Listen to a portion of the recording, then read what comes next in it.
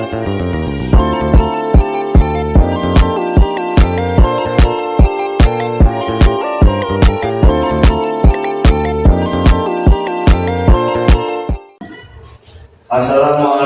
warahmatullahi wabarakatuh. Pada kesempatan yang berbahagia kali ini, saya akan mempresentasikan materi ulumul hadis yang berjudul Al-Jarh wa At-Ta'dil. Adapun sebelum itu, ada baiknya saya memperkenalkan diri, karena kata orang Melayu, tak kenal maka tak sayang maka tak cinta.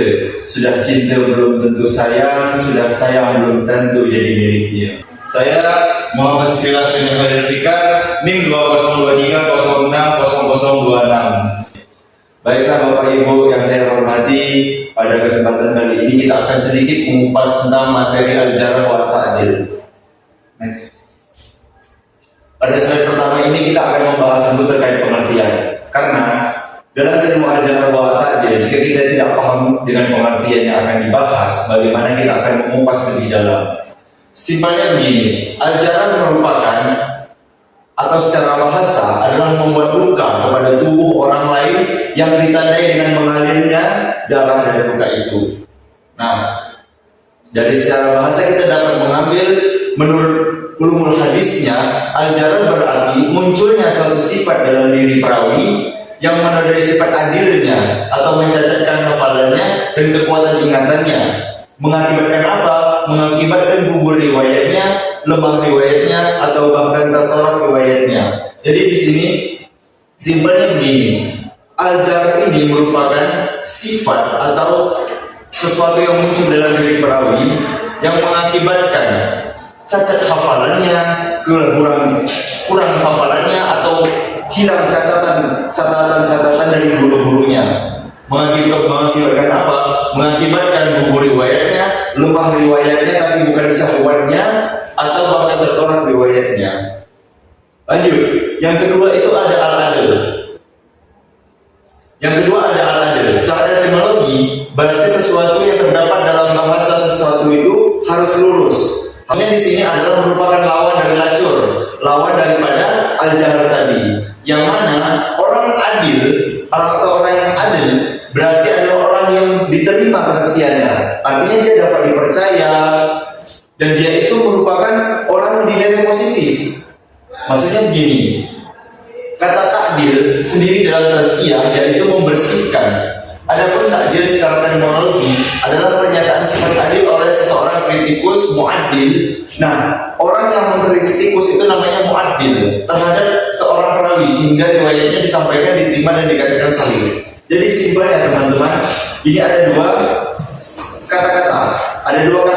Al-Jarh itu tadi adalah cacat atau tidak bisa diterima, sedangkan al-adl itu dapat diterima ataupun sikap positif.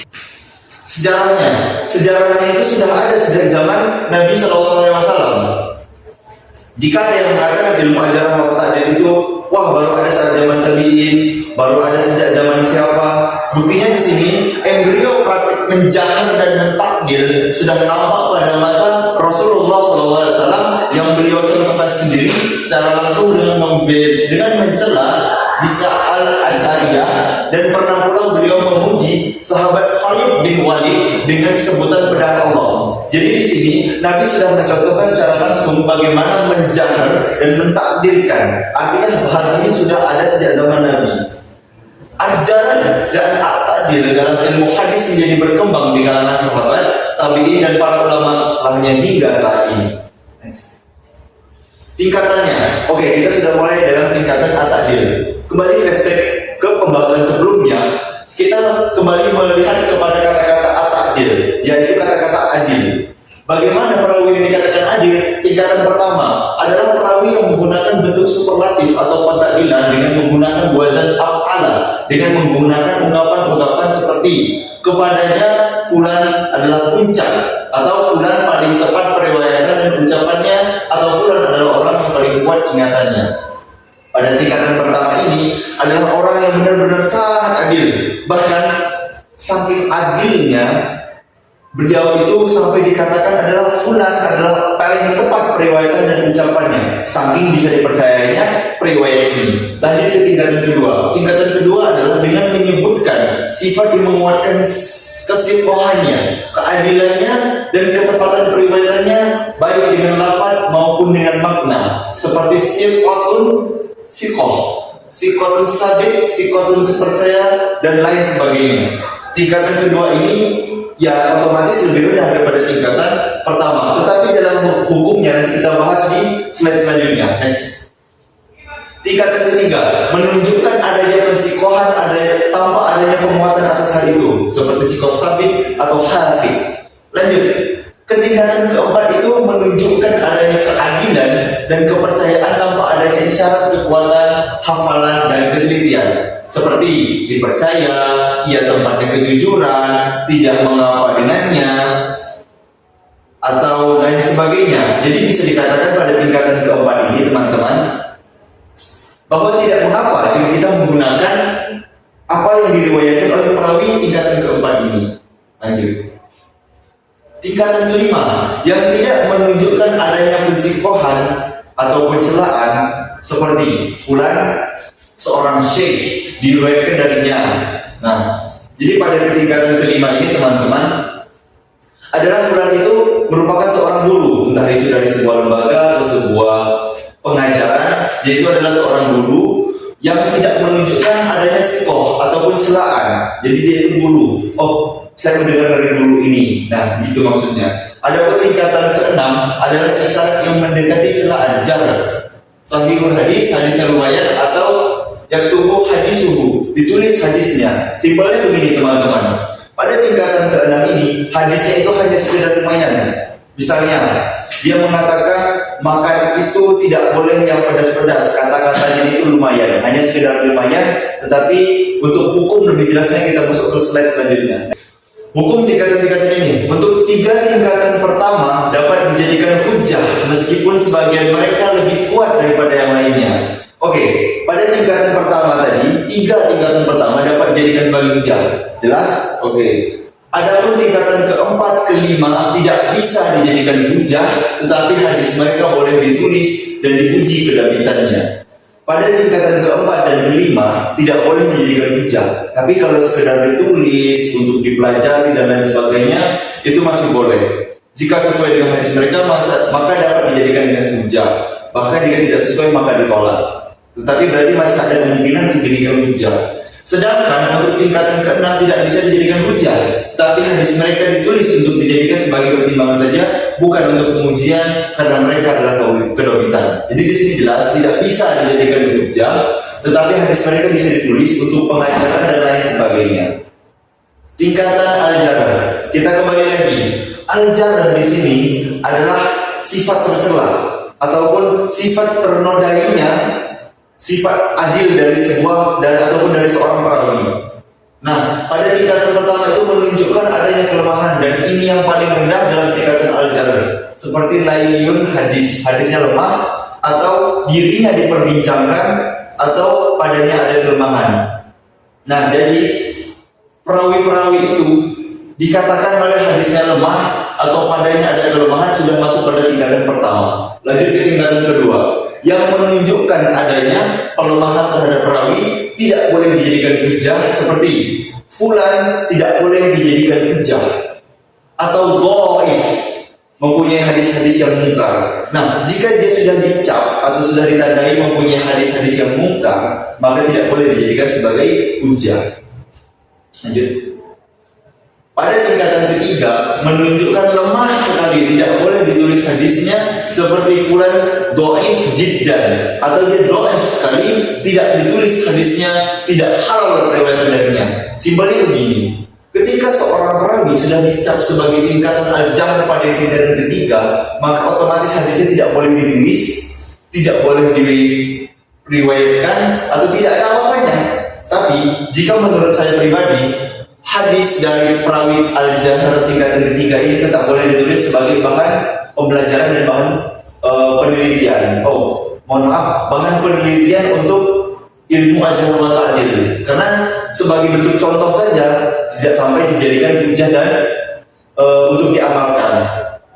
Pada tingkatan keempat menunjukkan tuduhan dusta atau pemalsuan hadis. Nah, ini lebih parah daripada ini. Ini mungkin dia itu hadisnya tidak bisa ditulis karena memang betul-betul salah. Tetapi pada kesempatan keempat ini dia menuduh dusta, artinya ini lebih parah daripada tingkatan keempat. Dituduh memasukkan hadis, fulan mencuri hadis, matruk yang ditinggalkan. Jadi hadis seperti ini sudah pasti tidak bisa dijadikan hujah. Lanjut. Tingkatan kelima, menunjukkan sifat dusta atau pemalsuan semacamnya seperti kazab atau dajjal. Kata-kata di sini kan sudah sangat tegas dan menegaskan bahwa dia itu adalah pemalsu hadis, dia itu memalsukan hadis dan lain sebagainya. Ini kurang lebih sama dengan tingkatan keempat tadi. Tingkatan terakhir adalah menunjukkan adanya dusta yang berlebihan dan ini seburuk-buruk tingkatan. Seperti fulan yang paling pembohong, ia adalah puncak kedustaan, ia adalah rukun dusta. Jadi ini adalah tingkat paling parah daripada 4, 5, dan 6 tadi. Lanjut. Hukum al-jahr ialah tingkatan-tingkatannya. Kita lihat tingkatan-tingkatannya. Untuk 2 tingkatan pertama tidak bisa dijadikan sebagai hujah terhadap hadis mereka, tetapi boleh ditulis dan diperhatikan saja. Tentunya untuk orang tingkatan kedua lebih rendah kedudukannya daripada tingkatan pertama. Nah, jadi di sini jika dalam hukum al-jahr ada tingkatan-tingkatannya. Pada tingkatan pertama itu tidak bisa dijadikan sebagai hujah. Dan tingkatan kedua otomatis lebih rendah daripada tingkatan pertama. Sedangkan 4 tingkatan terakhir itu tidak boleh dijadikan sebagai hujah, tidak boleh ditulis, dan tidak boleh dianggap sama sekali. Bagi saya, kembali lagi seperti yang saya katakan tadi, boleh ditulis, boleh dianggap, tetapi hanya sebagai bentuk pembelajaran. Pembelajaran dan bagaimana? Pembelajaran ilmu al-jahr wa ta'dil. Lanjut. Kita masuk ke gunaan al-jahr dan at-ta'dil. Jelasnya, ilmu al-jahr wa ta'dil ini dipergunakan untuk menetapkan apakah periwayatan seorang perawi itu bisa diterima atau ditolak sama sekali. Ilmu al-jahr wa ta'dil sangat berguna untuk menentukan kualitas perawi, nilai hadisnya, membahas sanadnya, mempelajari kaidah-kaidah yang telah banyak dipakai oleh ahli, mengetahui syarat-syarat perawi dapat diterima, cara menetapkan keadilan dan kedaulitan para perawi, dan hal-hal lain yang berhubungan dengan pembahasan ini. Jadi ilmu al-jahr wa ta'dil ini kedepannya akan sangat bermanfaat. Tidak hanya kita hanya sekedar mengkritik, oh perawi ini tidak bisa dijadikan sebagai hujah, perawi ini bisa dijadikan sebagai hujah. Dan kita yang akan mengkritik ada syarat-syaratnya, kita akan bahas di slide selanjutnya. Next.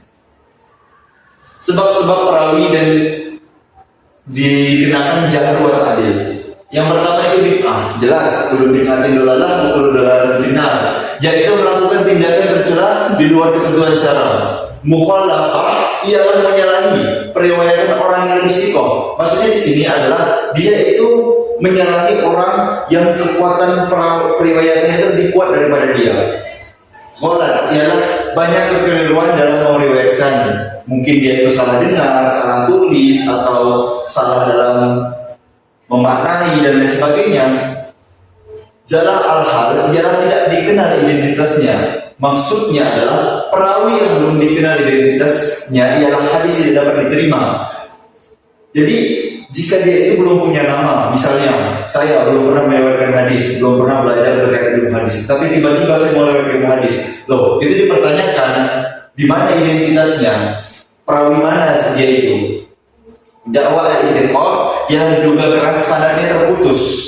Jadi misalnya ada sanad yang terputus dari Nabi Muhammad misalnya langsung kepada Imam Bukhari, atau dari Nabi Muhammad langsung kepada Ibnu Majah. Itu kan perlu dipertanyakan terkait terputus atau tidaknya sanad itu. Next. Syarat-syarat seorang kritikus. Setelah kita mempelajari apa saja yang membuat para perawi itu bisa kita jaharkan atau kita ta'dilkan, kita akan membahas syarat-syarat seorang kritikus. Jadi ketika kita ingin menetapkan atau kita ingin menjatuhkan cap kepada seorang perawi bahwa perawi itu adalah orang yang dobit, atau dia itu adalah orang yang adil, atau dia itu adalah orang yang jahat, maka syarat-syaratnya seperti ini teman-teman. Haruslah orang tersebut alim, berilmu pengetahuan. Bagaimana bisa kita mengkritik seseorang tetapi kita tidak berpengetahuan, kita tidak mempelajari ulumul hadis dan lain sebagainya, tetapi kita akan mencap seseorang itu adalah seorang perawi yang tidak benar atau tidak bisa dijadikan hujah. kedua bertakwa, ketiga adalah orang yang selalu menjauhi perbuatan maksiat, subhat, dosa-dosa kecil, dan makmurat. Nah, ini sebetulnya syarat yang cukup berat karena tidak semua orang bisa, teman-teman. Lanjut adalah jujur, lalu tidak pernah dijarah, artinya tidak pernah dicap jelek atau dinodai sifat adilnya tadi. Menjauhi fanatik golongan. Misalnya begini, jika seseorang itu ingin mencap suatu periwayat bahwa periwayat itu tidak bisa digunakan hujahnya, dia itu harus menjauhi fanatik golongan. Misalnya dia itu berada dalam suatu komunitas atau suatu golongan. Nah, jika dia itu berada dalam suatu fanatik golongan, maka otomatis dia akan menguntungkan golongannya sendiri. Itu yang dihindari. Mengetahui sebab-sebab untuk mentakdirkan dan mentarjihkan. Itu sudah kita bahas di slide sebelumnya tadi. Lanjut. Kesimpulannya, maka ilmu al-jarh wa ta'dil adalah ilmu yang menerangkan tentang cacat-cacat dihadapkan pada para perawi, tentang pentakdilannya, memandang lurus para perawi dengan memakai kata-kata khusus dan menerima menolak periwayatan mereka. Dengan ilmu ini kita dapat mengetahui periwayat yang dapat diterima hadisnya, serta membedakan periwayat yang tidak dapat diterima hadisnya. Oleh karena itu para ulama hadis memperhatikan ilmu ini dengan penuh perhatian. Makanya ilmu ini tidak bisa dianggap sepele sebetulnya, teman-teman. Maka dari ilmu ini kita dapat melihat mana kira-kiranya perawi yang dapat dijadikan hujah atau dapat digunakan hadisnya atau tidak dapat digunakan hadisnya. Mungkin teman-teman hanya sekian pembelajaran kita pada hari ini. Sekian presentasi saya. Mohon maaf bila ada kekurangan dan kesalahan. Wabillahi taufiq wal hidayah. Wassalamualaikum warahmatullahi wabarakatuh.